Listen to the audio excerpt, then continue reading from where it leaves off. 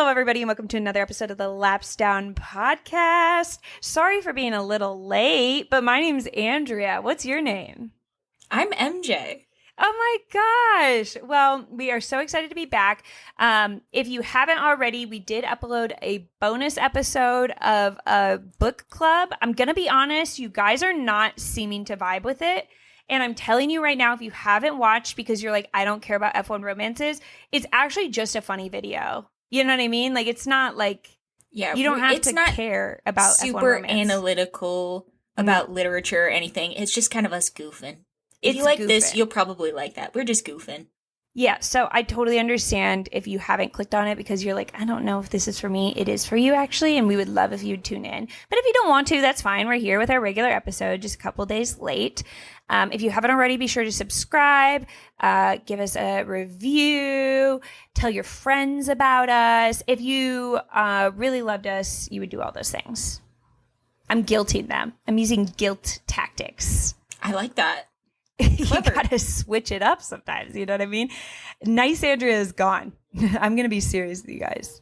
Please tell your friends or else. Anyways, we have a lot to talk about today because we had F1, NASCAR, and IndyCar. And also we've had some news develop since I got back from Miami that is worth talking about because we're gonna be on the forefront of this news.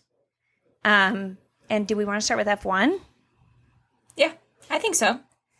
Okay, so let's kind of work our way from the beginning of the F1 weekend to where we are now. At the beginning of the F1 weekend, first of all, can we talk about how Miami, like, there is so much going on as far as, like, special stuff, special helmets, special liveries, special race suits, special whatever. And it is so crazy how in one weekend we got the highs and the lows of that because the VCarby was the most beautiful thing I've ever seen in my entire life. I have absolutely no notes. I bought the fucking Red Bull flavor because of it. I was like, if they went through all this effort, like the VCarby is for this Red Bull flavor. It must be delicious. And guess what it is? What is the flavor? It's peach. White peach. Oh. I feel like it would be really like bubblegum or like dragon fruit. That's honestly like the Alani new. That's the Alani new drinker in you. Like everything is like everything. Well, it's pink, so I'd be like some crazy. It's like, usually the color. Yeah, it's like cosmic stardust, and I'm like, yeah, obviously blue. Like obviously that's blue. Everybody knows that. No, Red Bull would be kind of crazy sometimes. Somebody told me their favorite Red Bull flavor was the Juneberry flavor, and I was like, right. So I don't know what a Juneberry is, but I'm still not sure glad you love it. I've never even had like a flavored Red Bull before. I've only ever had like sugar-free. And that's my least favorite one. I love the flavors. I love sugar-free. This one is kind of up there. I'm sad that it's a limited edition, but I do also love the coconut berry flavor. And she used to be a summer flavor, and then they made her a real flavor. So maybe they'll do this with the VCarby. But on the other side of that, we had the ugliest thing I've ever seen, which was the Ferrari. It was really ugly, if you don't remember. I don't know if I didn't hate the Ferrari. Had they just been like, had they just put that in front of me and was like, this is a car. Like, this is what you get. I'd be like, oh, okay. I'm like, it's like ugly in a cute way. But the fact that they're like, this is our blue Ferrari. I'm like, you guys are being mean to me at this point. Like, this is bullying. You're like, no, we're going to have a white Ferrari in Vegas. And they're like, well, it has a white stripe. And we did the blue thing last year. It's like they do it too. It's like, just so they don't have to wear red hats. Like that's I was gonna say, they just don't want to wear red hats in Miami. I'd like to. Yeah, I think it's a little funny that they put thought into that. I will say I have a Ferrari hat and I don't really wear it because it is like a red hat. And it's like kind of almost like a trucker hat cut, so it does kind of give that. And you guys know what I'm talking about. And so I will only wear it. I guess I don't wear it at all anymore because I don't really care about Ferrari that much, but, I don't wear it like out and about. Like I'm not going to wear it on like a walk or something like I will with my other F1 hats because it's just like the chance of it being misinterpreted is not one I'm willing to. It's not worth it. Yeah, it's not worth it. So then we also had, what else did we have this week before we got going? So we only had one practice session. Oh, wait. Hold on. Sorry, I totally forgot that they extended the Miami Grand Prix for like basically the rest of our human mortal existence. Like they literally a century. Like it's insane how long that contract is. What are your thoughts on that? I mean, it makes sense. It's a huge money maker. And if there's one thing that F1 it's huge money. So it made sense to me. It's also, I think it's kind of becoming one of the cheapest US races. It's the cheapest one in my opinion. From where I live. I guess it's different if you live like in the West Coast. In like Texas. Yeah. So I think but once again, it's like we are just putting numbers out there. Like what's wrong with like 10 years? What's wrong with like 5 years? And we can reevaluate then. It's like this is a long-term commitment on something like we're not sure is going to work for that long. Florida may be underwater by 2041. And then we're going to have your race. Well, there'll be a real marina at least. Oh, yeah, that's a good point. You still have the boats. Worth it. I don't know. I mean, I guess I struggle because I get really defensive when people are like, how stupid that like the Miami Grand Prix gets to like continue while like all these classic tracks like Imola and Spa are like being taken off the calendar. And I don't really think I don't know, maybe Imola I don't really care that much about. But like I like Spa and it's like I don't want to see Spa go either. But I think it's also going for reasons outside of F1's control entirely. Like I think some of it is like the venue cannot keep up with the cost anymore, or like I don't know, like it's not just like that nobody wants to go to Spa. Nobody at FIA is like, oh, we don't want to go to these tracks anymore. It's that like they can't sell tickets to all of them because there's like so many European cities so close to each other. People aren't like going to all of them, or like, yeah, the track isn't well maintenance, or it's old, or like the owners are an issue, or the money is an issue. And Miami doesn't have that issue. There's plenty of people buying tickets. It is well maintained and people are excited about it and are willing to invest in it. So I totally understand why it's staying on the calendar. And also, I don't know what it is about Europeans when they talk shit about American races, but I get so defensive of it because I think like people that say it's a bad race, we're about to talk about this race. I don't think it's been a bad race. I've had fun every time I've watched the Miami Grand Prix. I don't know who out there is like, these races suck and genuinely believes that. I don't know. Maybe I'm wrong. I don't personally think it's even near the worst race on the calendar. No, there's passing room. People are like making fun moves into these different corners. There is like, I don't know, like it's accessible to a lot of US fans. The chance of rain every year is always a factor. People love a rain race until it's in Miami. No, like I literally am like, you guys fucking had fun and I know you did it. I know you had fun. You can admit it just because it's America. I don't know. I feel like it's that thing where it's like you get super patriotic around the Olympics. Even if like it's 100% that. I don't know what it is about F1 when they talk shit about America, but I'm like, excuse me. Mm-hmm. Sorry, we're so fun and quirky and campy and have fun celebrities show up to our race. Sorry. Same way with like Vegas. When people talk crap about Vegas, I was like, Vegas is kind of fun. They talk crap about it up until it happens, and then they're like, that actually might have been one of the best races we had all year. And it's like, you're allowed to shit on America, like whatever, but like leave the races alone. They're fine like, for the most part. Do we not suffer enough? You know what I mean? Let us have this. Like, just let us have this, please. We don't have an American on the grid. Let us have Miami. Let us have the Miami Will Smith edits. I'm sick of it. You guys have free healthcare. We have Miami Grand Prix. Like, let us have this. Sorry. Jeez. Oh my God. You guys just want to take everything from us, Europe. I mean, like, let us have a little fun before the tariffs hit us too hard and we can't afford to live. This is all we've got. This is all we have. Okay, so we only had one practice session because it was a sprint race weekend. So we had our sprint qualifying. I don't know. There was like some mix up with some teams. So there was some people that were out in SQ1 that were mad about it. I think Yuki was out. I think Jack Doohan was pretty upset when he was out in SQ1. I I don't know what else there is to say because literally the only important thing I can remember from sprint qualifying is that we got a Kimi Antonelli pole, which I don't mean to say that like laps down kind of was on the forefront of the Kimi Antonelli trend alert, but like I do think we kind of were. We said specifically in Miami, Mercedes is going to have a good weekend. We are going to see, I think we said Kimi podium. I do believe we threw in a George podium in there just because we love our man George. Wow, yeah, but we predicted that. I will say, like,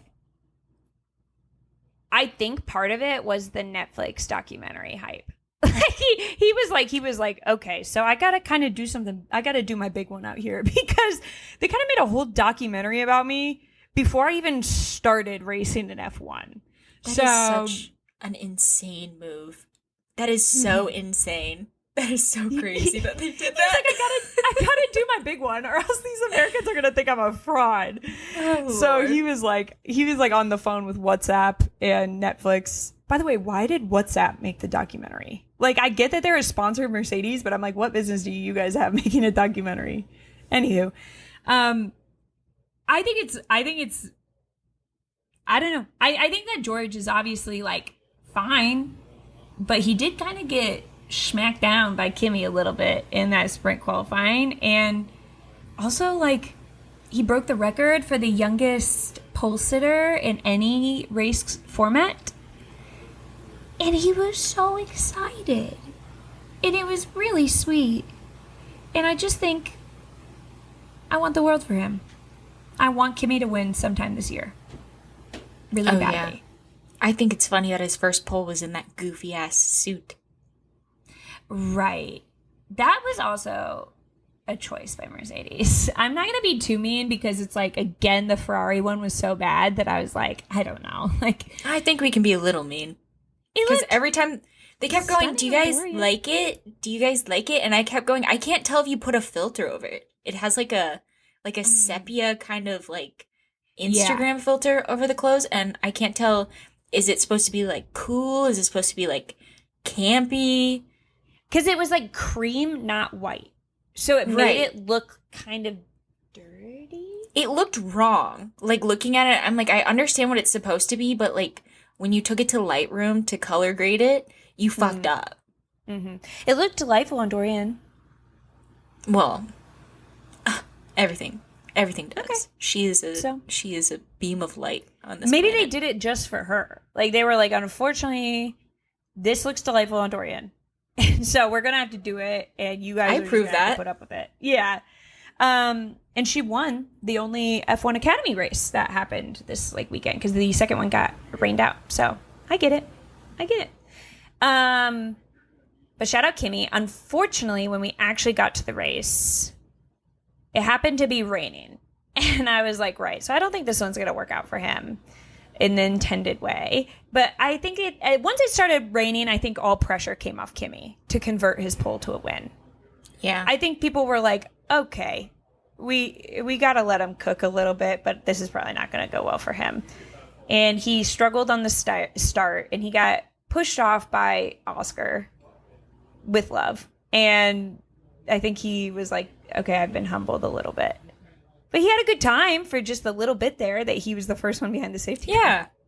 You got to try it out. Yeah, he had to do the little formation lap, and he was like, oh, this is where the grid box is at the front. Okay, that's good to know. And hopefully he'll be back. Speaking of formation lap, we had Charles crash on the formation lap. So he was out of the race before it even began. He was on intermediates. It was pretty wet out. I don't know. I'm not the one driving the car, so I don't know. But it kind of seemed like he was cooking it a little bit too much for like a formation lap in the rain on intermediates. Like, he kind of looked like he was like trying to feel things out on the track. And he was actually kind of going fast around some of those corners that I was like, hey, buddy, maybe we could just take it slow and try to make it through the lap a little bit. I don't know. But I just felt kind of, honestly, maybe it was a mercy thing because he didn't qualify very high. So it was like he just give him more time to think about the race tomorrow. Yeah. It's kind of like when Lance Stroll like beached himself when he realized Brazil was not going to be a fun race. Yeah, I mean, he was just like, I don't actually feel like doing this. And maybe it was a blessing for Charles in disguise. I don't know. But Ferrari fans didn't take to it very nicely. And I guess the only other thing of note, so Fernando gets smoked by Liam Lawson towards the end of the sprint race. I think Fernando is going to have to take Liam out. I think that he now has like a personal beef with him, and I think that they're going to swing on each other at least once before the end of the season. With this. I could see that. Yeah. I could see that. I think it needs to happen. Who's my money on? 1, 2, 3, Fernando. Yeah, not Liam. That's yeah. Sorry, Liam. Nah, not really. So there's this crash, and instead of red flagging it and letting them have a true race at the end, which I was really hoping would happen, they just yellow flagged it and ended under a safety car. And it was a safety car that benefited Lando because he had been able to advantageously pit. So he was in front of Oscar, even though Oscar had led most of the sprint race. I thought, that's fine, I guess. I don't know. I'm an Oscar fan. And so, like, part of me was kind of bummed. But I also was like, I mean, what is Lando going to do? You know what I mean? Is he going to be like, no, sire, I demand you go past me under safety car? It's the right one. He just feels really bad about benefiting off of a safety car, like in the F1 romance novel we read. Right, exactly. You guys should listen to the video. Hey.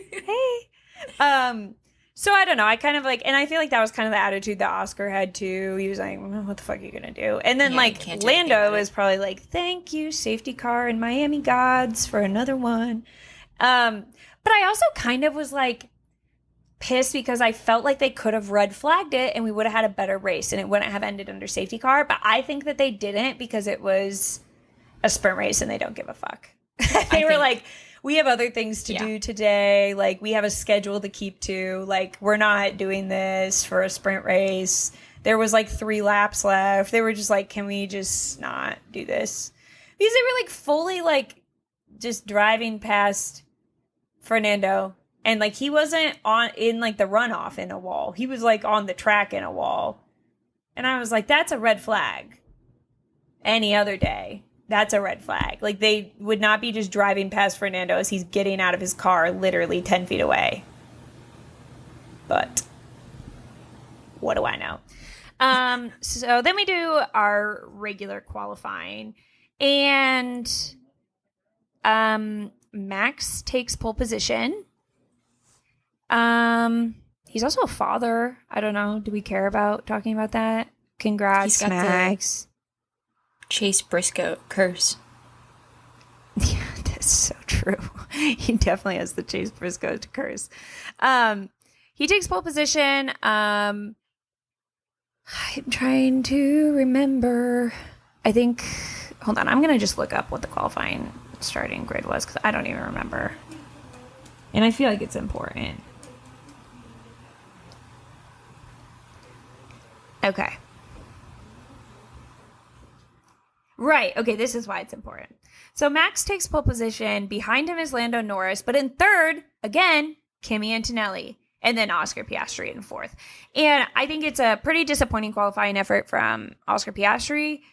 But kind of a stellar one of Kimi Antonelli. I mean, once again, George Russell qualified fifth. So he was up on his teammate. I think that this is the first time this year that Kimi has out-qualified George. And he did it twice in one weekend. And he's never driven around this track before either. I feel like he's kind of cooking a little bit, I fear. But he's validating the Netflix documentary. Or it's not Netflix. It is it Netflix? Yeah, he's validating the Netflix documentary, being like, guys, look, I am good. It was not too early to make an entire documentary about me. Right. A lot of people are like doing the whole fake discourse about, does this mean that Kimi has officially put to rest all of the doubters about his hype? Like, has he officially justified the hype? What do you think? Do you want to have that fake discourse, or like, are we good? Because he did well this weekend, or because he has a documentary? Because he did well this weekend. I don't think the documentary factors in. I'm just saying, anyone can have a documentary, so I feel like that's pretty crazy. It's just one weekend. Do you think do you think he needs to do it again? Well, if he's supposed to be a god, like a god on wheels, yeah, I sure would hope he was going to do it again. But, like, for a rookie, I'm completely satisfied with where he's at. But for, like, a Kimi-hyped rookie, I'm like, no, he should have had his first win by now. No, that's so true. Max would have. At least one. Max would have, yeah. Colton Herta would have. I don't know. It's just, like... I don't know. At this point, I think how old is Kimi? He's the same age as Connor Zilic, you know what I mean? And Connor is, like... And Connor's already won a NASCAR race this year. An Xfinity race. Yeah. No issue there. How many Rolexes has Kimi won? 0. So it's actually not impressive, actually. Where's Connor's documentary? Jesus Christ. Okay, this is all fake discourse, guys. I'm sure one will be coming up. Do you know there's a Logan Sargent documentary? No. Do you want to talk about it offline or do you want to talk about it online? I don't want to talk about it at all. I just wanted you to know that anyone can have a documentary. All right, I'll look into it. So our race starts and we have Lando right behind Max. And it goes about as well as you think it would go. I don't know. I'm trying I don't know what to do other than laugh. On the broadcast, they called him the milkman. Sorry? Because he likes to bottle the start. This week they said that to him? No, they called on the broadcast. He can't hear. Yeah, I didn't know. I mean, okay, he I think had a good jump on Max, so I actually didn't think he was going to bottle the start, but then he does the thing he always does, and I just don't know how many times we're going to do this before we learn that it's just not going to work. If you think you're going to go around the outside of Max Verstappen on the first turn and it's going to work for you, it's never worked. I've never seen it work even one time. I've never seen it work ever. We gotta come up with something else. I don't know what do what Max does to you and fucking bomb, bomb into the side of him on the inside and then claim a penalty if anything bad happens. And honestly, I'd be like, fucking, that's sick, dude. I'd be like, that's exactly right on. Because then it would be like, okay, it's nobody's fault, but Max's. But with this one, he goes around the outside, he avoids action. Max is going to hit him, so he goes wide. And then as he's going wide, everybody's passing him. And it's well, that's about what I thought was going to happen. Yikes.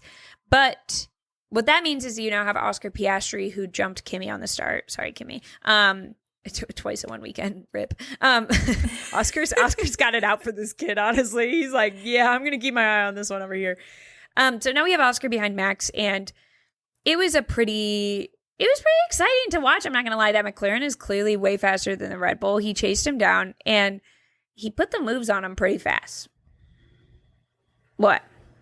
You think the McLaren's faster than the Red Bull? Because I'm pretty sure that they're pretty equal to the Red Bull, according to what Zach Brown has said. And I think it's actually a driver thing. I will say, in person, the McLaren sounds faster than the rest of the grid. Well, also watching the 20-second gap between once they get past Max, once they get past Max or basically anybody that's in front of them, they be putting in the time, bro. They're good. They're fast. They're really fast. I don't know what Zach Brown is on. He's got to stop doing that. But he puts the moves on Max pretty fast and pretty serious. Max is paying attention to him in the mirrors, and he kind of locks up, and it gives Oscar a pretty easy way around him. And I was like, okay, damn, this was our first wheel-to-wheel moment between Oscar and Max that I can remember. I'm like, dude, I'm so excited. And it kind of was what I thought it was, which I was like, Oscar's got the moves. And Max kind of, he messed up, and it gave him the opportunity, and he got it done fast, and then he put a major lead out in front. The laugh that I couldn't help but to laugh when Lando's turn is next to overtake Max. And it's not funny, but I am kind of a Max fan, so I have to laugh because it's what is wrong with you, dude? His demeanor when it's Lando behind him, there's no fucking way Lando's passing him. He gets so crazy. like, I almost feel bad for Lando because he like Oscar gets by no problem. And then now it's Lando. And he's like, yeah, one of us is going to have to die, buddy, before you come past me. And it's like the demeanor change. Like you could tell like this is so serious to him.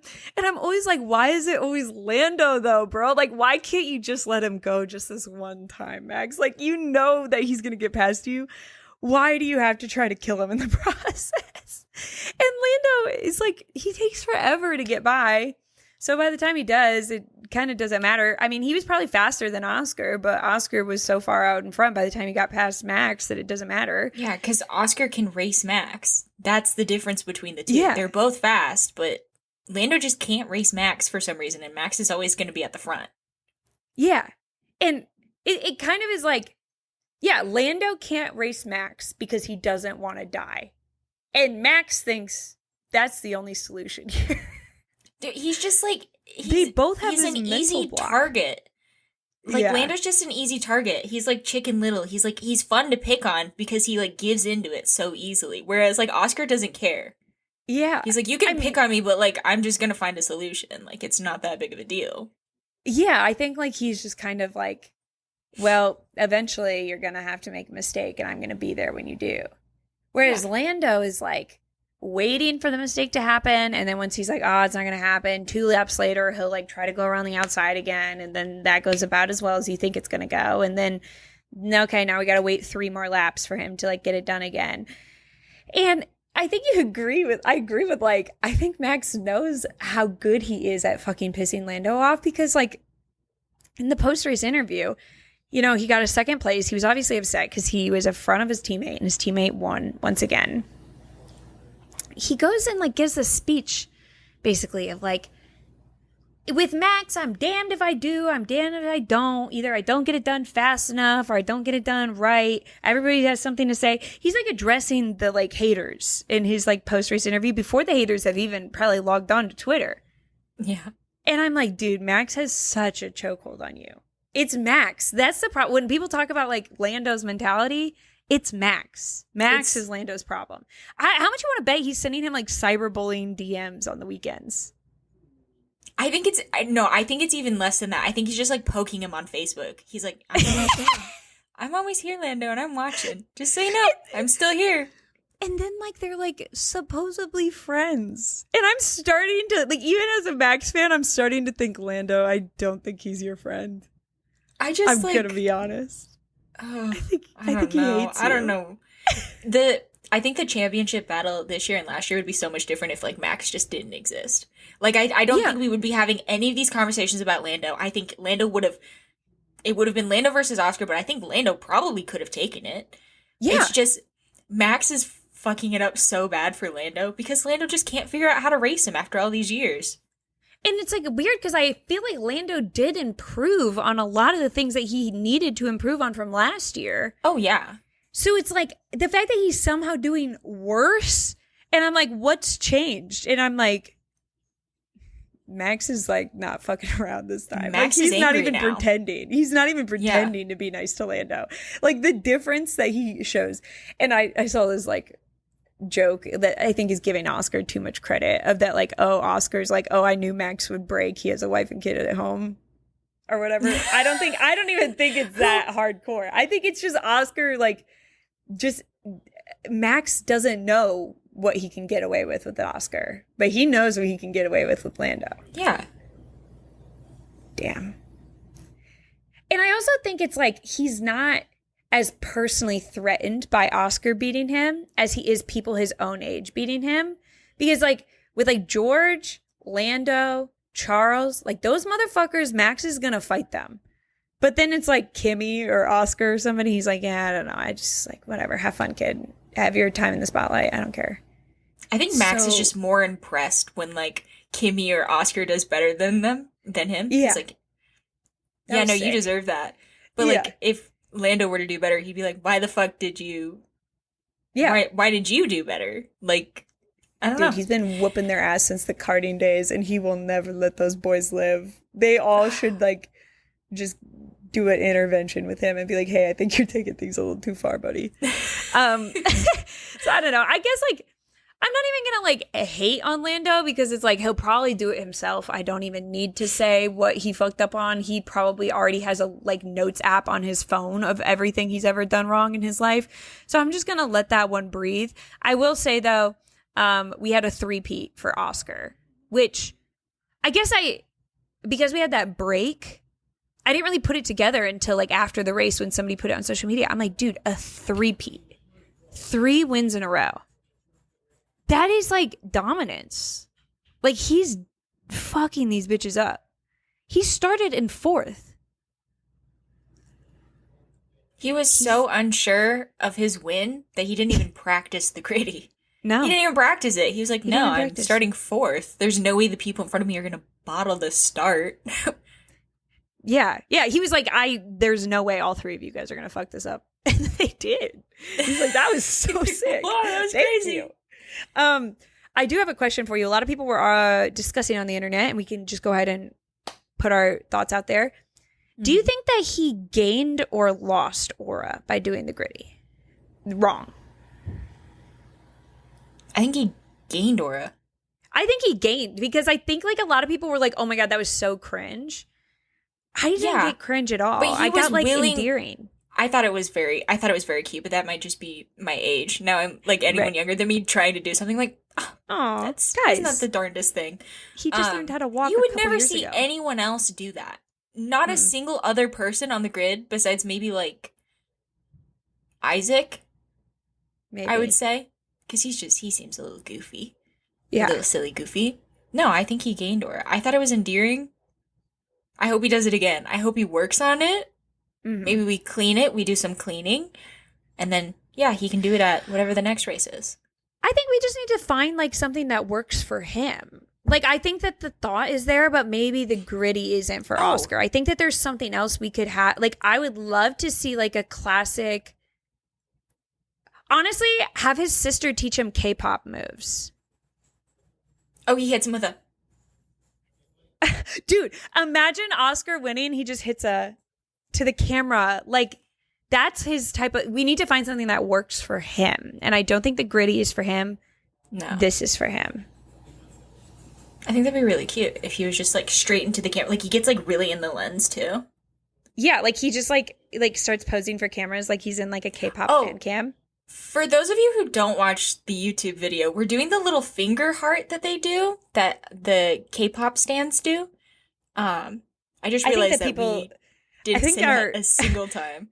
Our demographic on the non-visual platforms, I think, are just hoping that we move on from this topic quickly. I don't think they care. I've looked at the numbers of our demographics on those platforms. I don't think that they're too tuned in to the K-pop stands. Yeah, I think you're probably right. But this is for the TikTok girlies. This will be clipped later. LOL. Anyways, I think that we just got to find something that works for him. We had George put in a podium performance once again. Now, I will say he was pretty far back from those McLarens, but he was on podium. And I think he's the only person that's like put in consistent top 5 finishes at all of the races so far this year. I think that like George is low key killing it this year. I think this has got to be one of his like best performances in F1 ever. Really, really well. He's doing the Joey Logano thing where it's like he's sneaky. Like we're not looking at him until he's up there. And it's like, oh, no, George is actually in a really good spot for a podium. But it's consistently we have this conversation where we're like, I didn't even think it was going to be George. And then it's George. And I think it's because I think like we have a bias in our head from last season that the Mercedes is not able to be consistent. Because last year, like the Mercedes one weekend would literally win the race. And then the next weekend, they'd be like, shit, our car doesn't like it when it's hot out. It's too hot. My car can't go. So like it was like, wow, that's the most pointless fucking car to have ever then. How bad do you think it hurts for somebody like Lewis right now? To be looking at that performance being put in by Mercedes, to see that they've clearly made improvements on the inconsistencies that they've had last year. And he is fighting with a Haas. I'm sure it doesn't feel good. I can imagine he's a little upset. Yeah, I don't know. I think that Ferrari is... Okay, I'll offer this as a word of encouragement for our Ferrari fans. I think there's a chance that they don't give a fuck about this year and that they've already just moved on to next year. Because the performance of this car is so bad that that's the only thing I can think of that could possibly make you feel better. They're doing the Williams, where they're like, we don't care about 2025, it's only 2026. However, they are being outperformed by the Williams, so in the year that they don't care. So I don't know. I'm not opposed to being mean to Ferrari as a concept. No, I don't mind. I feel bad because it's like I don't mind being mean for Ferrari, but like there's so many people that have their happiness tied to this team, and it's just like you gotta know that this isn't the team for that. You know what I mean? You gotta have a second team. Mm-hmm. You have to have a second team at this point. If you've been a Ferrari fan constantly and you're not choosing one of those like back of the grid teams, you're shooting yourself in the foot. I love you to death. Seek help. Seek help. Because I think that there's something like fundamentally wrong with this organization, which is crazy to say because it's been around for so long. You think they would have figured this out by now. I think there was a lot wrong with it when it started. True. And they've just went with it. And they've been unwavering and unchanging this entire time. They basically like could not figure out anything. They couldn't make a single decision during the race. They kept being presented with like forks in the road during the race. Like, should we do this tire? Should we do that tire? Should we do this? Should we let Lewis go in front of Charles? Should we let Charles go back in front of Lewis? Should we try to protect from the cars behind? Should we try to fight with the cars ahead? And like every single time they were presented with a decision, it was literally like, they need to go to therapy for like decision fatigue. Like, I think they just can't do it. Like, they're like, I don't know. You guys just decide in the car, okay? Because like, you guys are asking us like so many questions and it's just like, I can't make a single more decision. They just shut down emotionally. I can't watch an organization run like this. It's as if we don't do all these, like make these same decisions every single fucking race. It is funny to think that they go into it with a plan and they've like supposed to have thought through a lot of these issues. It's every single race. Every single race we have to make decisions on tires. Every single race we have to decide whether we're going to let one driver continue to drive in front of the other. Every single race since the beginning of time. And you show up and you're like, no, I studied so much. I've done so much work. And then you get a test in front of you and you're like, I've never seen any of these questions before. It's like, no, every single race we are going to have to make these decisions. You need to just, even if you make the wrong one, just make a decision. No, but like, to be fair, I have to make a decision about what I'm going to eat for lunch every day since the day I've been born. And I am not good at making that decision. That's fair, but and it's like they're making a lot of money to make these decisions. If they were like $10,000 every single day and you have to decide what to have for lunch, you know, I'd put a little effort into it. I could get it done. Okay, you're right. They suck. All right, fair enough. Confirmed. It's funny to listen to though. The way they like bring on the dramatics on the radio, like I'm starting to think that they're like, I think the drivers are so aware that they are going to get clipped if they say something funny on the radio. I'm starting to think that must be like the goal. Because like when they were like, Lewis, like Carlos is like 1 point something seconds behind you. And he was like, do you want me to let him pass too? Like, that's fucking funny. I'm sorry. That's funny. That's really funny. I mean, it's so sad for Ferrari, but it's funny to me. It's good for us. Yeah. Speaking of Williams, the girls are fighting and we're here to like just bring peace to Williams Nation as the official Williams podcast, a title I've given myself and you. We're here to bring peace to Williams Nation because MJ has brought it to my attention that people are trying to say that Alex is not a good team player because he passed Carlos. And we're here to settle the dispute as somebody who barely watched the race because they were in person and somebody who I don't think actually cares that much about the drama. Okay. Yeah. We're best fit for this. Here's what we have to do. First, we have to find evidence, right? Okay. And the evidence points us to, as Alex was overtaking Carlos, and James comes over the intercom and goes, "Hey, Diva, don't pass Carlos." And Alex was like, "Oh my God, girl, I'm actually passing Carlos right now." And then James goes, "Oh yeah, carry on." So who's the villain in this story? It's not Alex. It's James. And that's how we're going to get through this. That's how we're going to get through this whole Williams battle, is we have to have a common enemy. And it's James. Second of all, I get why Carlos would be upset, and he came on the radio at the end of the race after he attempted murder at Lewis Hamilton, and he said, side plot, by the way. I mean, he did. I have no idea what he was doing there, and I couldn't help but to giggle. I thought it was a little funny. I was like, he's been through enough. Like, let him have at it. Leave him alone. But Carlos said, like, I'm mad, and like my confidence is shot. And I get that, because I don't think he was defending against Alex, because he was just told that Alex wasn't going to pass him. He leaves the door open. Alex passes him. In his mind, he doesn't know what Alex is being told. So he, in that moment, thinks like, I thought like we were just starting to fall in love with each other. And I thought we were just starting to get along. And then like the betrayal that he must have felt when Alex went around him. But then it's like he doesn't know what Alex has or has not been told. So he like goes over the radio and he's like, my confidence is shot, because it's like he put trust in a teammate who he thinks just fucks him over. He also is like supposed to be this godsend to Williams. And like, I'm not going to lie, I love Carlos. He's kind of getting his booty whooped by Alex at the moment. The confidence being shot is the best way to put it, King. But again, your enemy is not Alex. It's James. It's James. Your enemy is James. I'm not worried at all about Alex and Carlos. I know that if Alex understood the situation and if he was able to fully take in Carlos's emotions in those moments. Wait, I feel like we're reviewing the F1 romance again.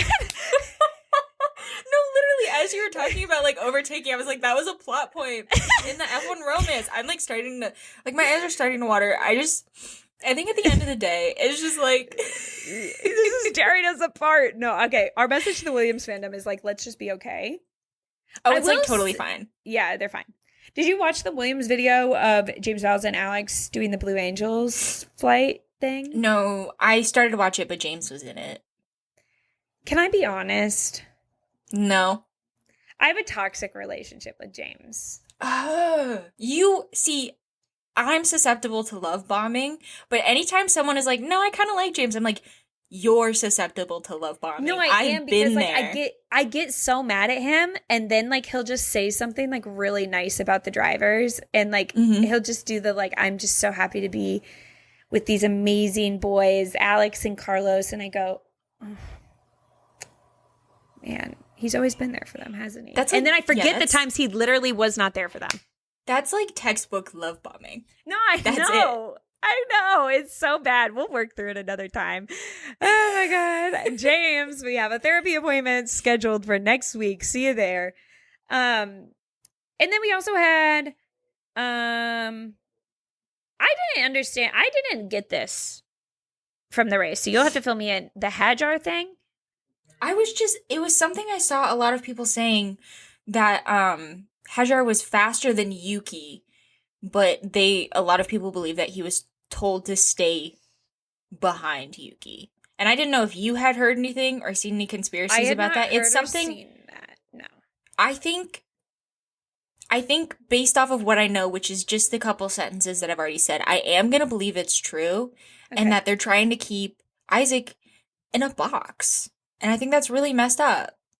You know what I think it really is? Again, we need a common enemy. I think it's that they don't want Isaac to do too good, because it'll be abundantly clear how bad Liam is. Okay. Because Liam was fucking around in the back for the whole race. Wasn't he like 20 seconds behind and then DNF'd? Mm-hmm. You know, I actually had a friend who used to do that. We won't talk about him anymore. He did make an appearance on Instagram to like Oscar's picture, though. He made an appearance and he liked the picture of Oscar holding his little trophy. That's so sweet. And I like to think that Logan is out there somewhere. Oh my God, I mentioned his name for the second time in this podcast. I like to think that he's out there somewhere being like, get him, Oscar. Like whenever Oscar's like, get him. I'd like to think that Oscar, after he wins that in Miami and then tries to do the gritty, he texts Logan and he just says, he just writes, for you. Because there's this home race. I only threw this party for you. I only threw this party for you, for you, for you. And it's just like Oscar standing there with his Miami trophy, wishing that Logan was there to celebrate with him. But he's on a yacht somewhere, probably. No, like Logan's totally fine. He's got every weekend off. He's got nice watches, a hot girlfriend. Hell yeah, Logan. He does not want to be here with them. He's like, no, I'm good. And then we had some news today, which is why I'm so excited we actually low-key waited to film this. Do you want to talk about the MBS news? Because it's just kind of generally upsetting to me, and I don't really want to talk about it. Yeah, it was an article that I read on motorsport.com. Love motorsport.com. And it was MBS saying that he agrees with Zach Brown's sentiment. Like, that's kind of like what the headline was like, MBS agrees with Zach Brown. And I was like, ugh! And so I clicked on it, and it was talking about how Zach Brown proposed that if a team is going to make an accusation against another team, they have to put down a deposit. Like, it's like $50,000 to be like, hey, they're actively cheating. And then if it's proven to be correct by the FIA, by the way, the FIA is the one who's going to decide if it's correct or not, you'll get your money back. But if not, it potentially could take a hit to the cost cap. Is that what it's called? Cost cap? Mm-hmm. Which then led MBS into saying, and I quote, I'm looking at the cost cap and it's just giving the FIA a headache. So what's the point of it? I don't see the point. I really don't. Because heaven forbid we give the FIA a headache. Where was he when we had the whole discussion about the cost cap and why it was necessary and why we wanted it? It wasn't that long ago. I was watching F1. Were you watching F1, MBS? Well, but have you considered that it's giving him a headache? I'm about to give him a headache. Let's move on. I'm working on being nicer on this podcast, but it's just like, best we move on. On principle, like, you, unfortunately, like, the way the series is now, you have to have a cost cap. But then, like, those teams, like, in the back, like, they're never going to be like, hey, we actually saw, like, these people cheating. Like, they're never going to be able to do that. So all it's going to do is it's going to end up protecting, like, Red Bull, and, which, I mean, I don't think it'll protect Red Bull. McLaren, probably, maybe a little bit of Ferrari, but I don't know. I think that's a crazy thing to say, period. But then the fact that I haven't seen anyone talking about this or like losing their mind about it the way I did when I saw it. So I guess maybe nobody's worried. Oh my God, I don't even know where to start. My thing is, though, is it's like, why is the problem that teams are complaining and trying to get penalties looked into, rather than the problem being that no penalties would be looked at? We talked about that no penalties would be looked into if teams did not complain. Right. If you're having an issue with a repeat offender, if every single weekend a team is coming to you and being like, this team is doing this, that's an issue with that team. That is an issue between you and that team. You can't get rid of this, like, honor system just because, I don't know, you're tired of doing your job. Also, in the same article, he said that he wasn't going to make any changes to the cussing rule. Cool. He said, cool. Absolutely not going to do that. Here's my thing. I don't even care if there's a repeat offender. Like, that's how much, like, I don't care. You have to investigate it every time. I don't care if every weekend Red Bull comes and knocks on your door and says McLaren is cheating. It's worth you looking into every time. And guess what? That's, like, the only thing this organization is supposed to really be doing. So do it. I don't care. Oh, I don't like to do it. I don't like to do my job either, bucko. I'll tell you, I get paid a lot less for mine than you do yours, so you'll be fine, babes. Yeah. You'll be fine.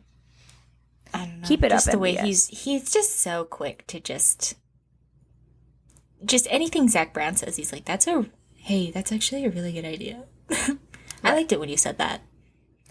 Well, as if we weren't on track for a 3-hour episode anyways. Let's also talk about, we've been filming for 55 minutes. Actually, for some of it at the beginning was us. Yeah, about 6 minutes and 44 seconds we have to cut out from the beginning. That's good. And we'll have to cut this whole thing out. No. So the people want this. I don't know. Do you guys think our episodes are too long? Can you leave a comment and tell us if you think our episodes are too long? We've been debating. We're really insecure about it. Everybody else has very normal length episodes, and we have a lot to cover. We have 3 series. I'm sorry. I'm trying my best out here. Anyways, we also had the news today that Ollie Oakes, the team principal for Alpine, was stepping down, resigning, and that his current duties would be filled by Flavio Brigatore. And this is like silly for a couple of reasons. First of all, this is like the 4th team principal in 3 years for Alpine. This is also paired with rumors that are kind of like the rumors about the Red Bull switch, where it's like, it's probably true that Doohan is out and that Franco is in for Imola. And apparently Franco also has 6 races on his contract, just like the contract that was rumored to exist for Jack Doohan. A couple questions. One, do you think Ollie Oakes left because of this switch? A lot of people are thinking that he has like a moral compass. He thought this switch was bullshit. He left. And then what I think happened is that he didn't leave at all. He was fired by Flavio Brigatore, and they just say he left to like preserve his dignity. But like in reality, he was never going to stay. And that the moves were already being made. Franco was in. Flavio was in. Ollie was out. Jack was out. And they're just making it look nice for PR. I kind of have a feeling he just got pissed off and left. Like, I think he was probably like, this is a sinking ship. I've seen the Titanic. I'm getting off at the next stop. Mm-hmm. Because I think ultimately it would be better optics-wise, not that Alpine cares about optics, to try to keep him as long as possible. I don't know. The whole thing is so dumb to me. Also, the 6 races thing has me thinking, in 6 races, are we going to get Paul Aaron? Well, no, because I think Paul Aaron was Ollie's guy. Oh my god!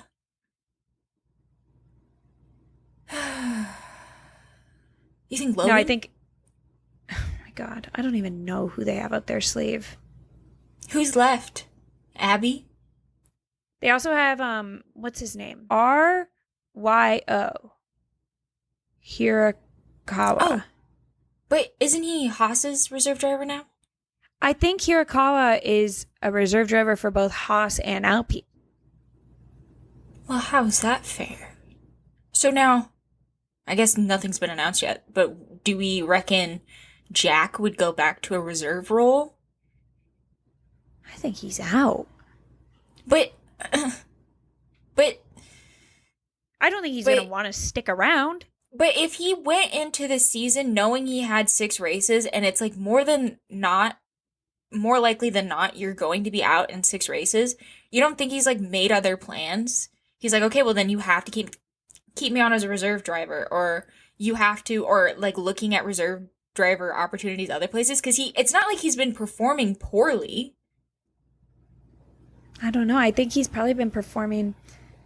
I think he's probably as middle of the road as you can get. There's been times where he has done on par with Pierre. That's clearly just the capability of the car. There's other times where like maybe he got like a couple penalties and stuff like that weren't warranted. I think he did basically as middle of the road as you could do. I think he's doing better than Liam.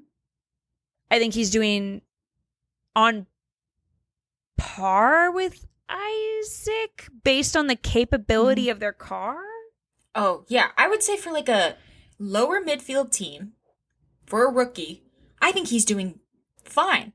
The fact that his power unit went absolutely kaput, it's like you can't hold that against him. And like Pierre's having some of the same issues. It's not his fault. It's not his fault. Guys. No, I know. I don't know. I'm worried about Franco too, because I kind of put this on Threads a little bit. So sorry if you guys already heard this, but I think that Franco's performance towards the end of his days at Williams was a little worrying to me.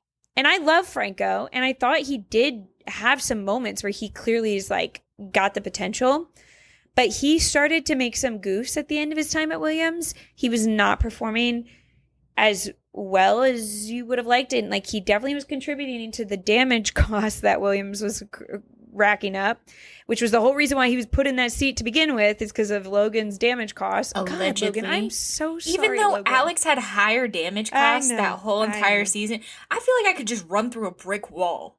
You know? I know. It hurts every time, and I'm so sorry.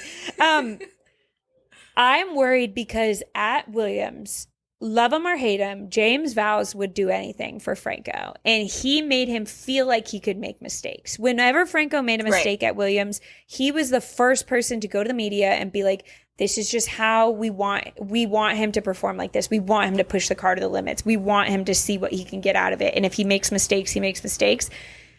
6-race contract with Alpine, he is not going to have that support system. A lot of people think that he'll get kept even if he is bad because of the fan base that he brings and the money and the sponsors that he brings. But I don't know. I mean, I don't think Flavio Brigatore or whatever the fuck, I don't think he's a sensible person. I don't think he cares about that either. I think if he thinks somebody could be better than Franco, he'll kick him out too. I think might as well. We do quadrants. Everyone gets 6 races. It's not like we care about the constructors. Clearly, if you're going to take one rookie out and put another rookie in, it's not like we care about any kind of driver's points. Clearly, if you're going to take one rookie out and put another rookie in and continue to not help Pierre with the car or develop the car, it's like you might as well fuck around then. I think that these people in F2 are probably shaking in their boots. They're like, yeah, because they're next. We were at Barber this weekend in Alabama, which is personally one of my favorite tracks because of the whimsy. Have you seen all the statues that's around there? I'm not gonna lie, I didn't really fully understand that all of the whimsy was at the track. I guess I just thought that it was in like a weird town. Like I was like, oh, these are like landmarks in the town, and the town's kind of weird. But then I was like, no, the track is weird. Yeah, the track is weird. There's like a giant spider, and there's Sasquatch, and he's got his little watering hole where he's fishing to get lunch. Like, it's very lovely. But going into this race, one of the main storylines was the fact that we have not had any caution for, it was like 249 laps before this race. So that was a big thing. Like, the last time that happened was like 1986. Right. Does not look great, especially for viewership. That's not a problem. But the weekend was interesting because there was a little bit of rain on this road course. And we started off practice 1 by having Scotty Mack, who came into this weekend, having won the past 2 weekends here, absolutely drifting out of his mind on one of the corners. That was insane. Genuinely, I'm so surprised that didn't go like more viral. He's making a viral moment. We're going viral. It was insane the way that he drifted. Like, he drifted full down the straightaway and around the corner. I had never seen anything like that before. I mean, it looked cool. It was so cool. I was also just, like, worried the whole time because I was like, hey, bud, we're actually expected to do pretty good this weekend. So if you could just, like, I don't know, chill. Also, I love when things like that happen. And this is a constant in IndyCar. They do it all the time. It doesn't even matter what commentator. They have to make an insinuation that the driver might have just pooped their pants. A code. Yeah, they always say code brown. Code brown. And I'm always like, is this like in a rule book or something that you guys have to make a poop joke here? Like, it doesn't, like, more than, like, they do it all the time. And it's not even like one person of the commentary team does it. It's like they all take turns. It's like a reoccurring bit, but they're like genuinely very, very serious about it. I think we should bring that to other motorsports, by the way. Like in F1, it would be funny if every once in a while they're like, I think that driver pooped their pants. Like every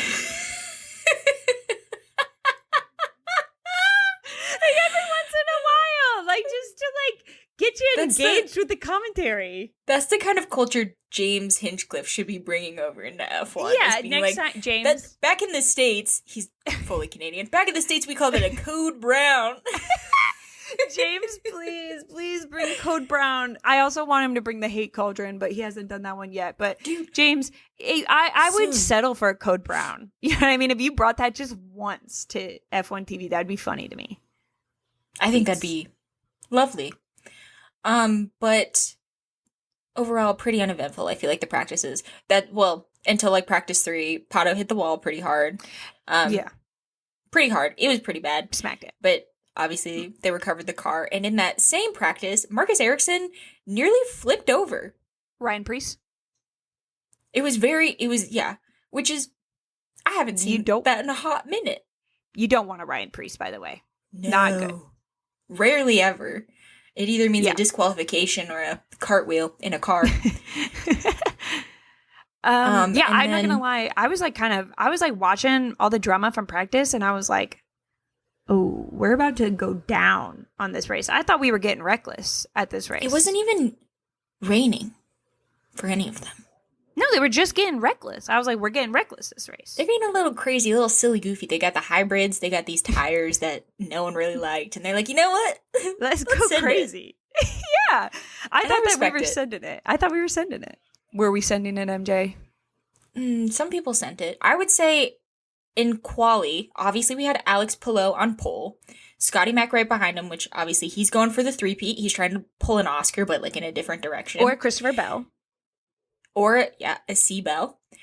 But two people who I like kind of lost my mind over because I feel like we are hard on the rookies in IndyCar, like much harder than we are, I would say, in other series, in my personal opinion.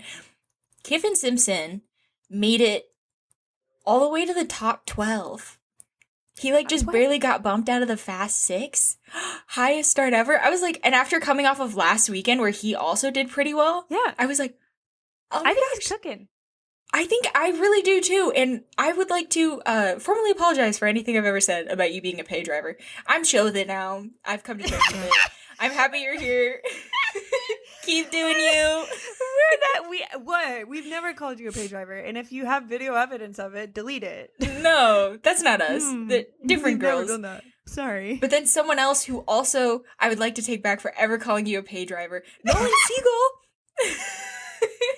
But like they are pay drivers. But like they had a good go at it. They're doing a good job. No, Nolan Siegel was in the Firestone Fast 6 and I lost my gosh darn mind. And he's also kind of coming off of a weekend where he's doing a little bit better, which makes me really excited because I think things are starting to heat up in Aero McLaren. Like now we're kind of, it always used to be kind of like, oh, there's Pato. He's like up there. And then there's the rest of the Aero McLarens. But now I think we're going to have some like Papaya infighting. Dude, it is the year of Papaya wars. I would hate to be a Papaya fan, but as a Papaya observer, I'm like, fight. I love it. I love it so much. Yeah, that's it for the pre-race storylines, I feel like. Yeah, so that kind of like sets us up for the race. And we could just kind of hit the high points. And we could start with Papaya wars. So we have Christian, who has been consistently podiuming.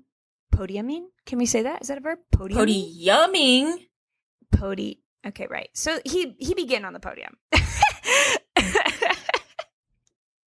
You see what I did there? I'm gonna die. You're literally gonna kill me with that joke. He's been consistently getting podiums. I'm just moving right along. And Pato has been consistently not. He's been struggling this season, and we kind of talked about it. It was like on lap 2, we had all 3 Papayas lined up. We had Siegel in the front, Christian in the middle, and then Pato right behind. And there was a little bit of battle, and I gotta hand it to Nolan Siegel. I feel like he did a really good job of just defending throughout the weekend. Ultimately, though, Christian did come out in front, and that just kind of set the tone.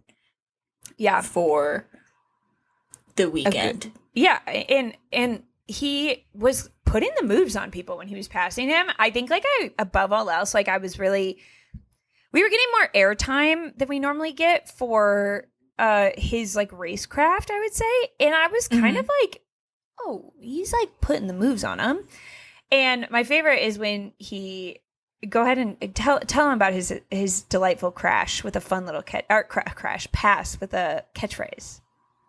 Oh, yes. He overtook. It was a really good overtake on Graham Rahal, who was his former employee because he used to work at Rahal, Letterman, Lanigan. And as he did this, beautiful pass, he gave him a little see ya over the radio. And I was like, whoa. And even the broadcast was like, usually we're not really into drivers having catchphrases, but I think that warrants that. Yeah. Yeah. I loved it. And then he ended up, finishing on podium, and it's just another great weekend for Christian. I think that people are generally starting to talk about what does this mean for Aero McLaren? And I'm curious to see. I think none of it really matters right now. I'm curious to see whether the Indy 500 will be a leveling moment for the talks of who's the number one driver at Aero McLaren. I think if one of them wins the 500, that's a good way to put yourself on the top of the team. It's also tricky because like Christian is obviously very good at the street and road courses, whereas Pato, he's good at the ovals. So I think once we get a couple ovals under our belt, we'll be able to be like, okay, is Christian like all around better driver? Is he only better at street and road courses? Because he comes from Rahal Letterman Lanigan, who they kind of like gutted their engineering team, brought in a bunch of like Formula One engineers, and they were like, we don't give a fuck about ovals. So that's what he's coming from. So now that he's on a team where they're like, hey, they actually really care about the ovals over here, I'm hoping it works out for him. Speaking of somebody else who was having a great weekend, Rinus VeeKay.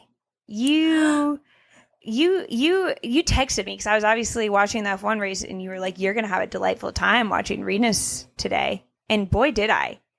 Where did he come from?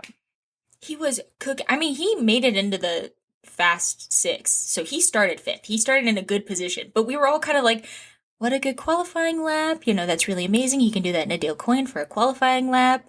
You know, like, at least we can write this weekend off as a win because of that qualifying lap.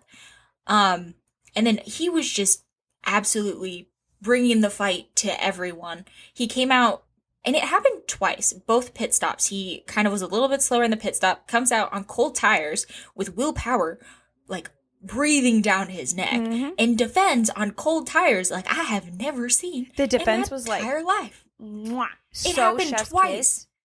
And the second time was even more like Will Power was even closer to him because he had that issue. Was it him who had the issue with fueling or something? I don't know. I think that might have been Marcus Armstrong. But he did the same thing on cold tires. I think there was one point where he was defending against both Will and Nolan. I think he had Will behind him, and then Nolan was like, oh, while y'all are fighting, I'm going to just scooch around here. On by. And he literally had to be like, all right, both of you guys are going to have to get in line behind me. It was so good. I think he fought so hard. Man, would I have loved to see it pay off on a podium. He was just a couple laps short, though, I think, to make anything happen with Scotty Mack, but he was chasing him down. I think if we had like 3 more laps added to that race for whatever reason, if we made up rules in IndyCar and we just tacked on a couple laps at the end, we could have seen him cook and get a podium because he was just like hot. He was running hot. Shout out Rinus. It was really good. It was a really good performance. He is also pretty good at Barber too. So I'm excited. Yeah. I'm excited to just. I'm so excited to see those Dale Coynes on an oval. Got to bring us to the oval soon. Yeah, I mean, it is kind of like, it's so hard because so many people that are doing well right now are going to, like, the whole storylines are going to shift in, like, literally 2 weeks. And it's going to be, like, some of the people that have been killing it for the last couple of weeks are now going to, like, be struggle busing. And then some of the people that have been struggle busing are going to be killing it. And it makes it so hard for me to say, like, who is actually going to be doing well and who isn't. You know what I mean? Because it's just, like... Yeah, Alex Palou is Mr. Perfect right now.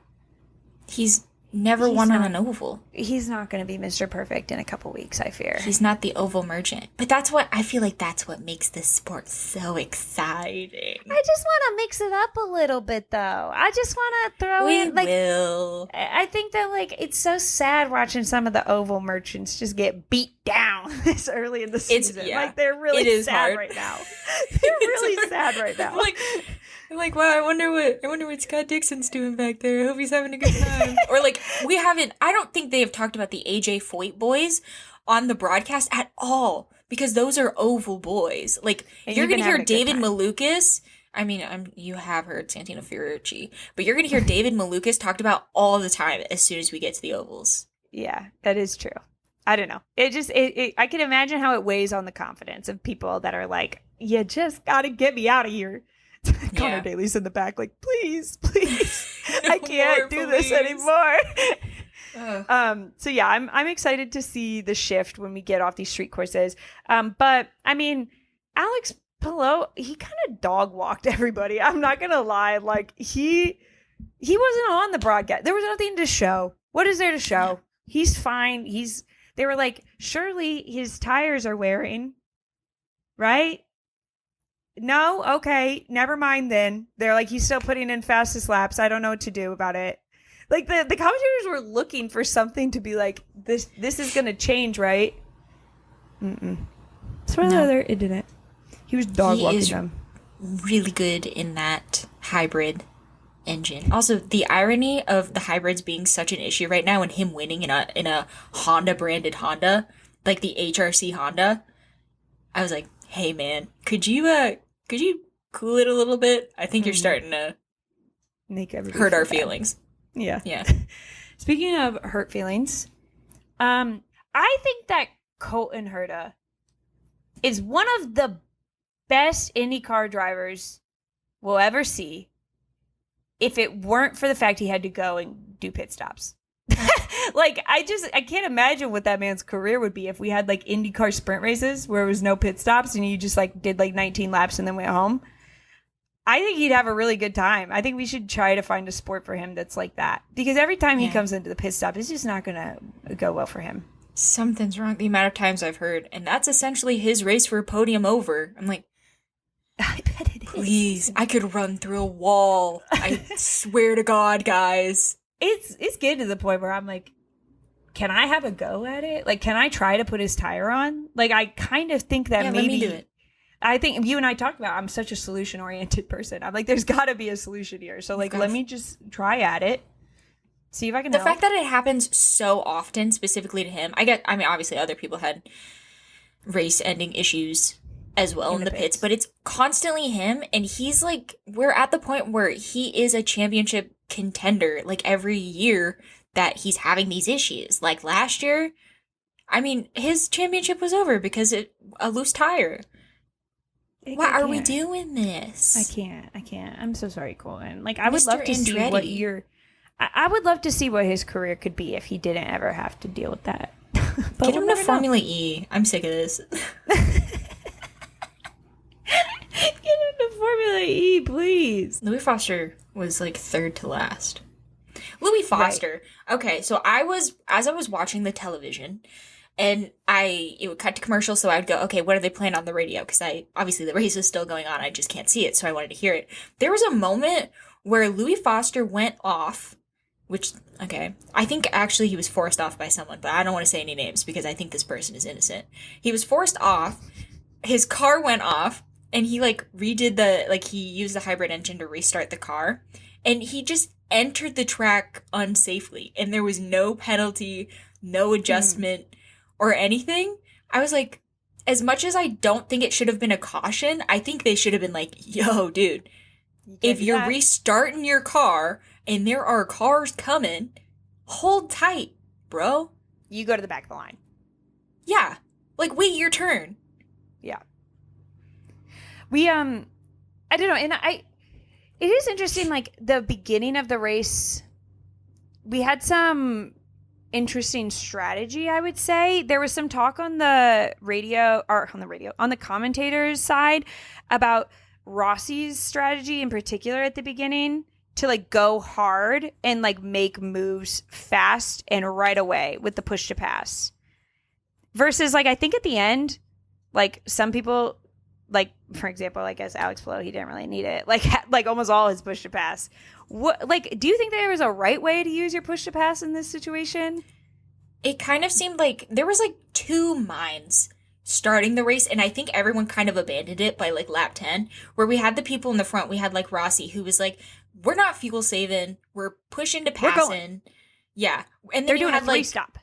They thought they were doing a three-stop.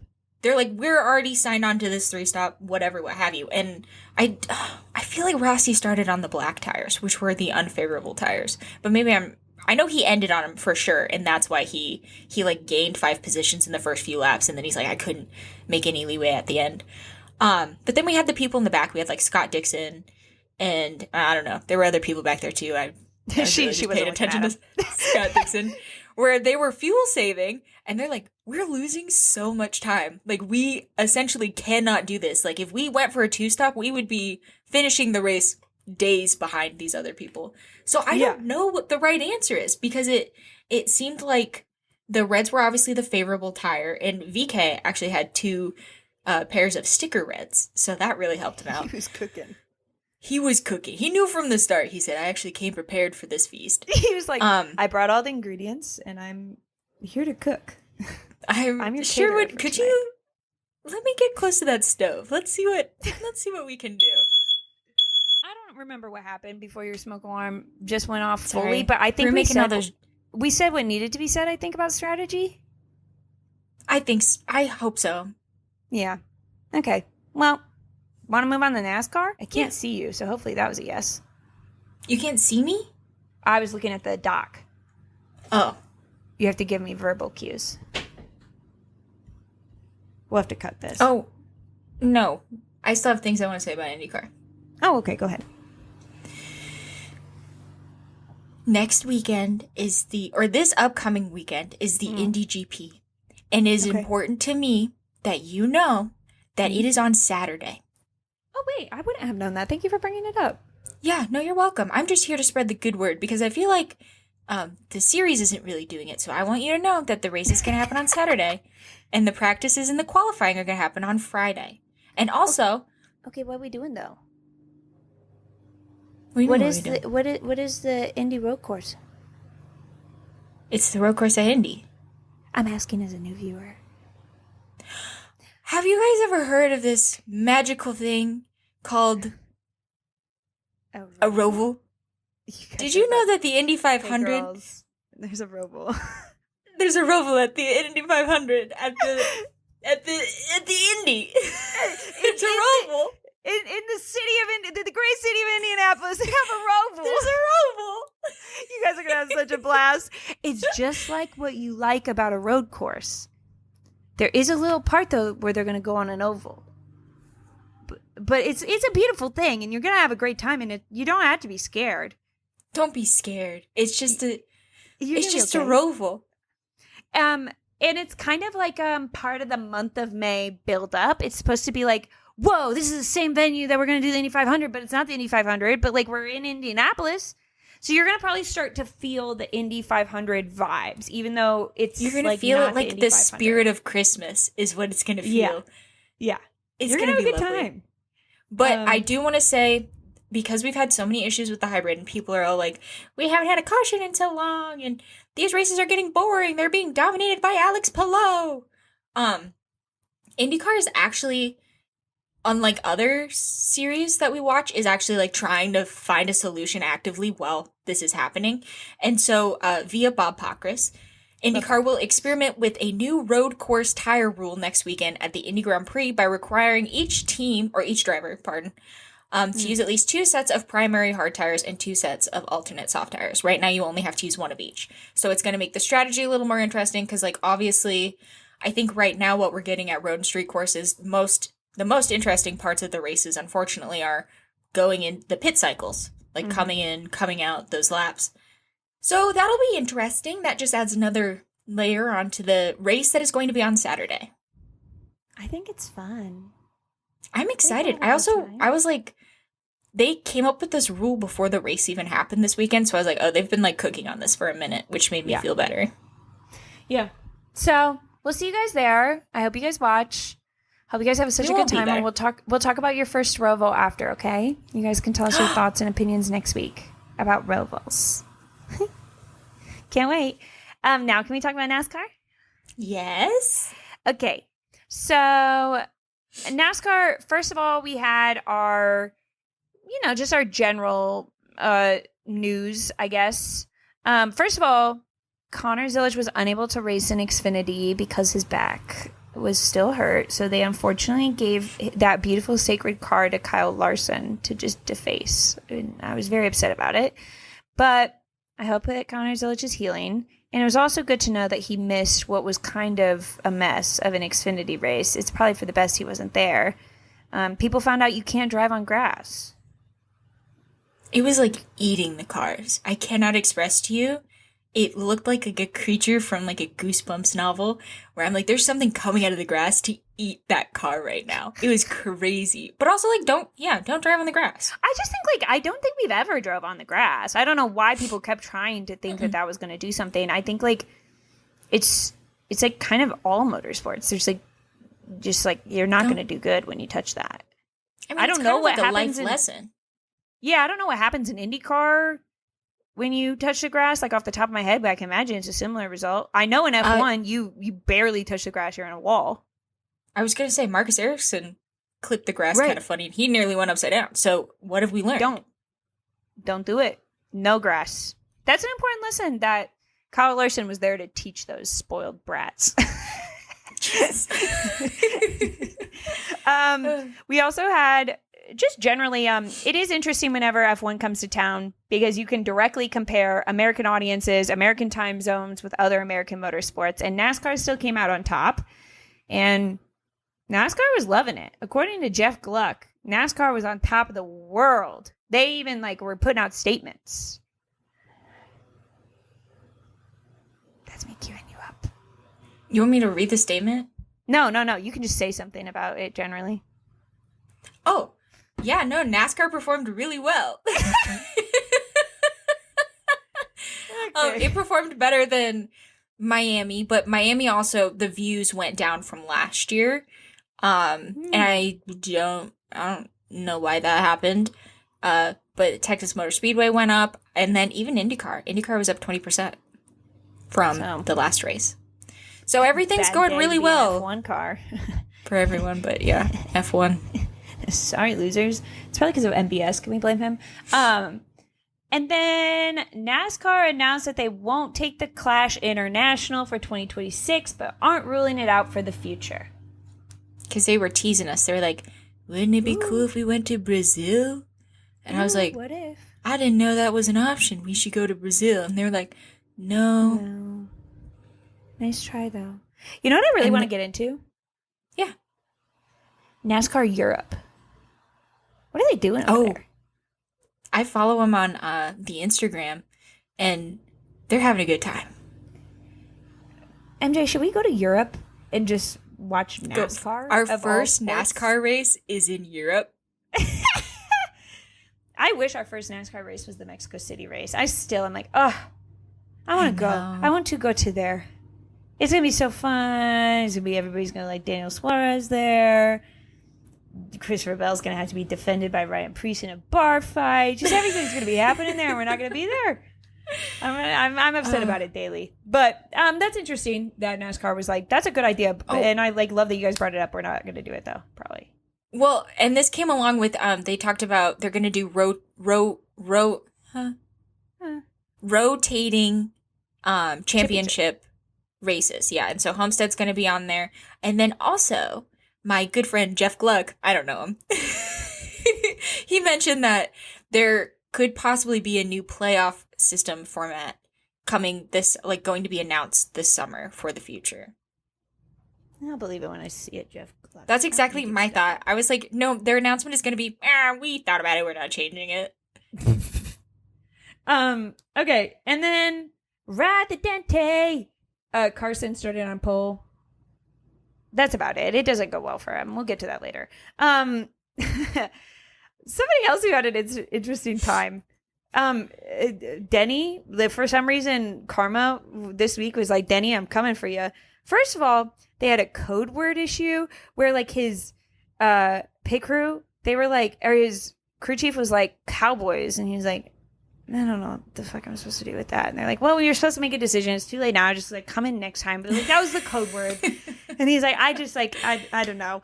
And then like the commentators were talking about like, they were like, well, when I was driving, like I didn't do code words because it's just dumb and stupid and overcomplicated. And I'm like, fair enough. I why are we being secretive? It's like, just either come and pit or don't. I don't understand. I don't like the concept of like the changing code words via like based on location.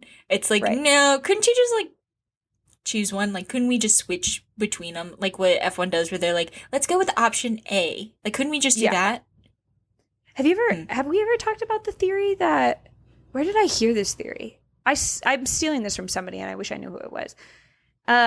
I almost want to say it was James and Ash on their podcast, that Ferrari just uses the code words based on the recommended pit strategies that literally Pirelli puts out before every race. And it's literally like A, B, C, and D in the order in which Pirelli has put them on Twitter as like their recommended strategies. I'm afraid that checks out too much with what we know about Ferrari's decision making. I'm fully subscribing to that as well.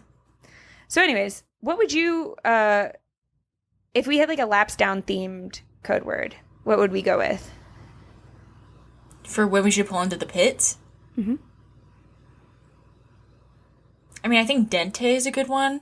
What's another thing we say? We say so many things. Fan favorite. Fan favorite. That's a good one. Yeah. Don't let me forget to do that later. Fan favorite, by the way.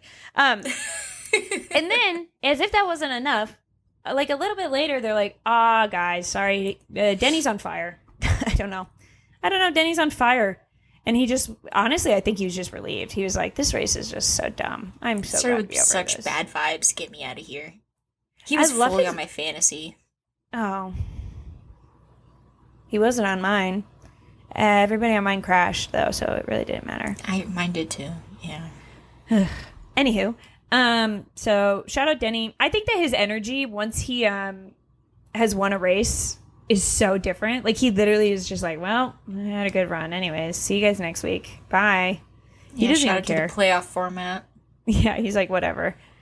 But people were mad at him about the horns down. And can I say, like, there's a couple things in sports in general that just, like, if you bring them up, you're going to get me going on a rant. One of them is MBS. Don't bring up MBS unless you want at least 20 minutes. You guys listen to the podcast. You're just going to get me going. I'm going to get wound up. The other thing is that, like, people trying to act like horns down is, like, a slur. Like, it's just not. You know what I mean? Like, you're gonna live. Like, I can't with this energy around the horns down. And I'm sorry if somebody listening is taking this personally, but it's like, that's just how rivalries work, and people are gonna horns down you. And, like, I used to go to school and have people be like, LOL, people at MSU can't read. And I just had to take that. Like, that's way meaner than a little horns down. It's just part of it. Also, don't make something so easy to, like, make fun of.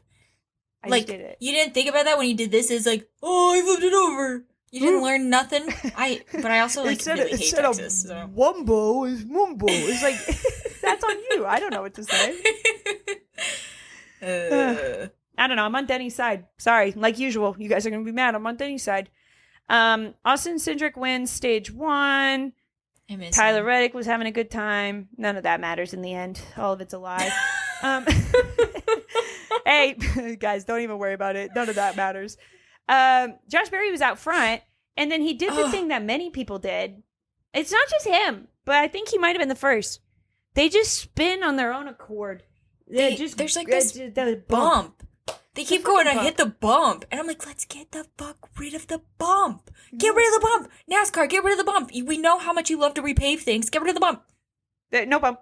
Is it because of a tunnel? That's like how some of the super speedways are. There's like a tunnel that like there's a bump. Get rid of the going tunnel. Over the tunnel. Well, nothing. People can't party in the infield if you do that. But I don't think that that's what this is.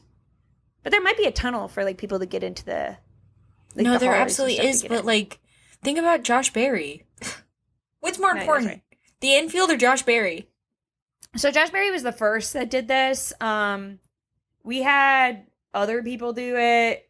It just generally, it kind of seemed like if you went over the bump and your wheels are not completely straight, or alternatively, if you go up literally just an inch too far on the track, either of those things, you're done. You're done. Wrap it up. Your race is over.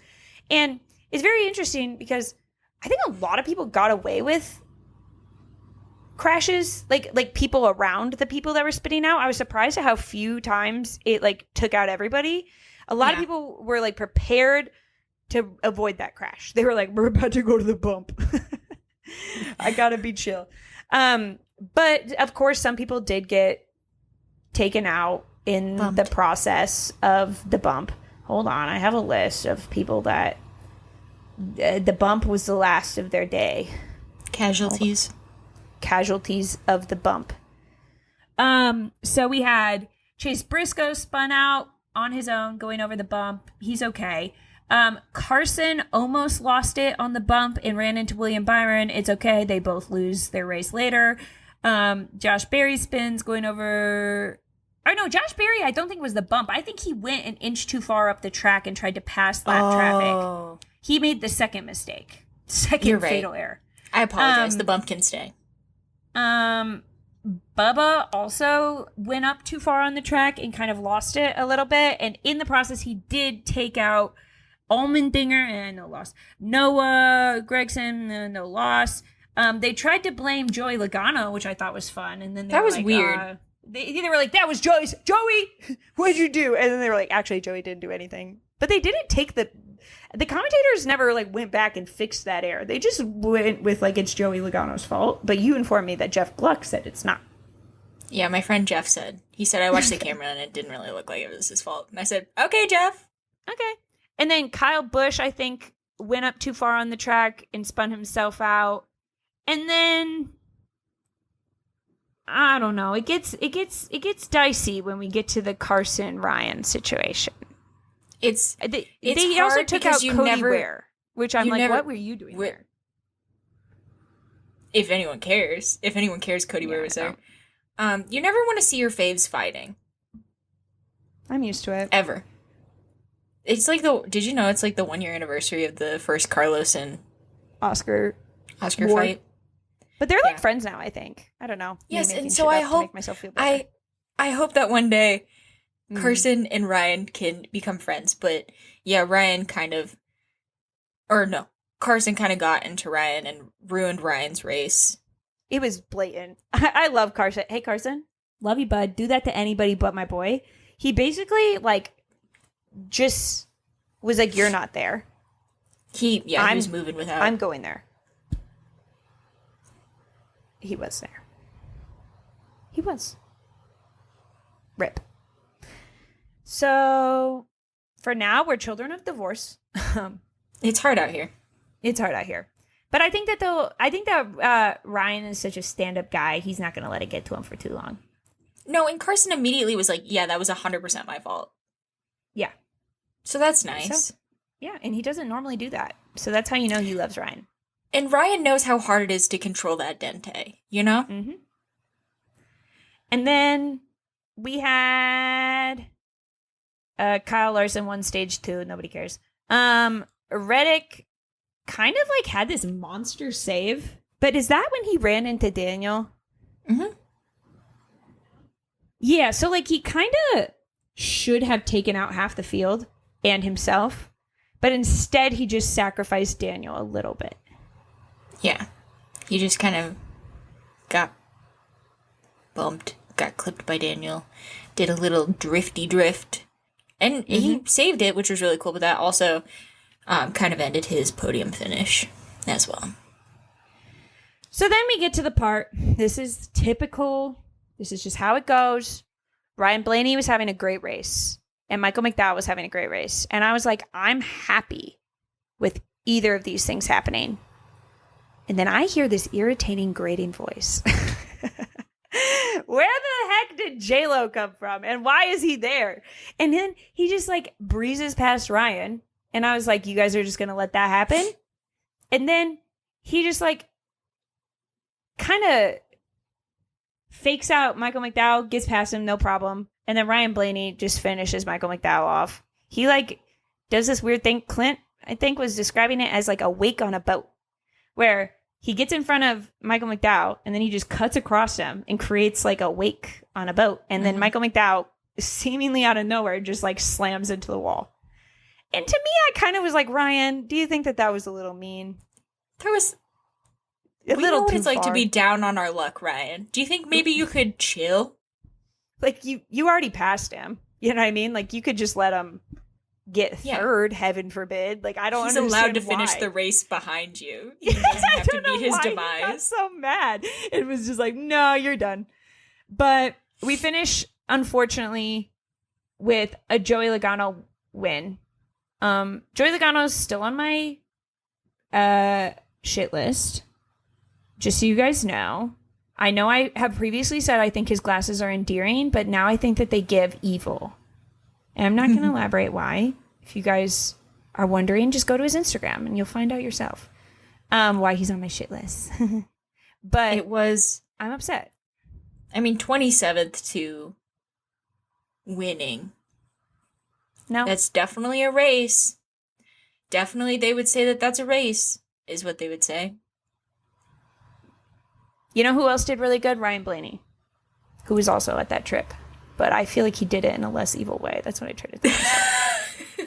He didn't post about it. Jeez, just let me have this little thing. Roger Penske made him. It wasn't even his fault. Roger. I have to pull up my NASCAR app. Why? Because I want to know where Ty Gibbs finished. Oh, yeah. They were kind of like, is Ty Gibbs doing good right now? And I was like, MJ. I'm so sick of people being like, he's bad. I'm like, sure, but he's not all bad all the time. He wasn't in a monster car this week, though, was he? I don't think so. I didn't even know where he was. I don't think I ever saw him, or my brain ever registered seeing him. Yeah, I don't think he was in a monster car. So it was confusing to us. Oh, I'm having to do quite a few scrolls. Okay. Oh, 23rd. That is not great. Also, it has Carson Hocevar highlighted for some reason. Highlighted. So do we want to do our fan favorite for this week? Yeah, you go first. Okay. I'm kind of torn because right before we filmed this podcast, I saw something that almost made it to be my fan favorite. But I'm not going to say it because I think it might be yours. Okay. Based on the question you asked on whether or not recent things could be counted as fan favorite. So I'm going to go with my original answer. After his win last week, Discount Tire posted a bunch of videos of Austin Cindric that were just delightful, guys. They were really good. He was answering so many great questions. He was, talking about how he's dating his car and he's married to just the car life. My favorite is when he was just answering commonly Googled questions. And there was like one about his dad. And he's just like, yeah, that's me. I don't know. Like he had to like do a quick little apology for being a Nepo baby. But then like he just did it in like such a charming way that I like warmed back up to him. You know what I mean? And I don't know. He took a picture with my friend Caleb, who he looks just like after he won. He also he had a little banter with Bob Pockris with his little reef on. and Bob goes, why are you still wearing that? He goes, I don't know. What would you do, Bob? Would you not wear it? And then somebody was like, Bob is a little square. And he was like, you just going to take that, Bob? And Bob goes, yes. So I think Bob had to help him out a little bit. Bob's really carrying a lot of this fan favorite, but I just love Austin Cindric, I fear. And he also had a bad race this weekend and got crashed out. So I'm going to give it to him and say Austin Cindric. What about you? Austin Cindric. I feel like this one's not even fair because I feel like my heart is like, Ross Chastain was in the Tootsie car. I'm going to go for Ross Chastain. However, today on TikTok, there was this charming little video posted by Samantha Bush of her daughter who turns... What did you think? Okay, then I can say mine later. You tell yours. Oh my God. Today's the day, guys. This adorable little... video of her daughter who turns 3 soon. She was going to Build-A-Bear and she was making a cute little Build-A-Bear, and it's like a little fairy, like multicolored Build-A-Bear. It has like the wings and everything, and they go, oh, what are you gonna name it? And she goes, Chase Elliott. She goes, I'm gonna name it Chase Elliott. And so I think it was at the race last weekend, they like took her up to meet Chase Elliott, and it was honestly a very adorable interaction. Like, she did a lot of the heavy lifting, but it was very cute. And she kept going, are you gonna race my dad? And he was like, yeah, yes ma'am. It was like, this is so cute. Yeah, I think that like she thinks that Chase Elliott is her boyfriend. No, I think she does. Like when you have a little crush on your dad's coworker. Cohort? I don't know. It's cuter in the video was really form, cute. Guys. Don't take our word for it. So Chase Elliott finally gets one. I guess I don't know why I forgot about that because you did send that to me and it was adorable. But I thought you were going to mention, and who I just didn't pick because there was 2 people in the video that I just couldn't decide. But it would have been good for the variety. Did you see the video of Brad and Kyle announcing Homestead going back to be the championship race with their little time machine video and them being I have it BFFs. saved. Oh, I love that. I So saw part of the cute. acting and I was like, oh, they're kind of No, giving. They ate down the acting, bro. Like, it was actually so good. I know you and I are hesitant about skits on TikTok. Just as a FYI, guys, me and MJ were hesitant about skits. Yes. This one, 8. It was really I have good. to watch it. I almost would give either of them my fan favorite. But because there's 2 of them and I can't decide, I'm going to go with Austin Cindric. Which is crazy, because you can imagine the day that I give Brad a fan favorite. That would be, wow. Wow. I think you're going to come around on Brad. I think he's going to get No, I goofier. think I already am, unfortunately. He's doing really bad, so I think that's why I like him now. That's endearing. Yeah. Yeah. He's trying. And he did a little skit, and it was good. He's a good actor. You should get into acting, Brad. And he has this little phone commercial, too, that he's a really good actor in. Wait, is Brad really good at acting, actually? I think yes. I think we're learning that he missed his calling. Him and Joseph Newgarden should link up sometime. They should go bowling. Anywho, we're about to hit a 2-hour mark on this podcast, even though we're going to cut some of it down. So you guys listening, hopefully, are not listening to 2 hours. They're going to see it. It's going to be like 1 hour, 50 minutes. Yeah, they're going to be like, what occurred here? We had such a great time talking about all 3 racing series. Next weekend, however, we will just have IndyCar and NASCAR. Should we figure out what an all-star race is next week? Yeah, if you want to. Yeah, we'll figure out whatever that means, guys. Don't ask us what it means right now because we don't know and we haven't had time to look into it. And then we'll also maybe talk about some Indy 500 stuff because we're getting into the thick of it. I have practice and quali coming up. So we'll see you guys next week. Thank you guys so much for listening. Leave a comment. Do a little, if you guys want, there's like a little emoji that you can leave to let us know that you've listened the whole way through. And it's the little K-pop heart emoji. Just look, it's there, I promise. And leave that in the comments wherever you're listening, Spotify, YouTube, whatever. And be sure to follow us on socials. We have some cool stuff. Join the Laps Down Army. Laps Down Army at Laps Down Pod. Do you remember when we used to go live all the time before we had the podcast? And we used to get everybody to do this on our live. Go hearts up. Everyone put your hearts up. Hearts Everybody up for Ferrari. hearts Everyone up. put your hearts up. Yeah. You guys, if you guys are an OG before we even had a podcast, hearts up for everything used to just be the go-to. We should bring that back in the Laps Down universe. Anyways. Work it in. Smell you guys later. Bye. Bye.